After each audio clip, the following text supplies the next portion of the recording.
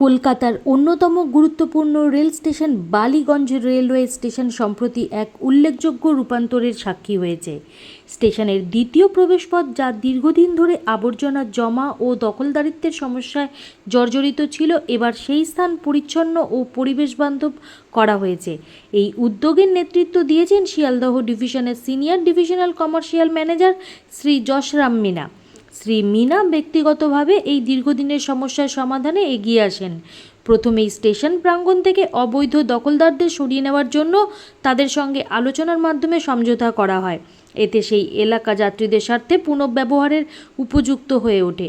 এরপর বিশ্ব পরিবেশ দিবস উপলক্ষে শিয়ালদহ ডিভিশনের divisional railway manager Shri Rajiv সাক্সেনার তত্ত্বাবধানে সেখানে এক বৃক্ষরোপণ কর্মসূচির আয়োজন করা হয়। এই সবুজায়নের প্রচেষ্টায় শুধুমাত্র এলাকার সৌন্দর্য বৃদ্ধি পায়নি, পাশাপাশি স্টেশনের পরিবেশগত মানও উন্নত হয়েছে। বৃক্ষরোপণ ও পরিষ্কার পরিচ্ছন্নতা বজায় রাখার লক্ষ্যে রেল কর্তৃপক্ষ একটি স্থানীয় এনজিওর সঙ্গে চুক্তিবদ্ধ হয়েছে, যাতে দীর্ঘমেয়াদে এই উন্নয়ন স্থায়ী হয়।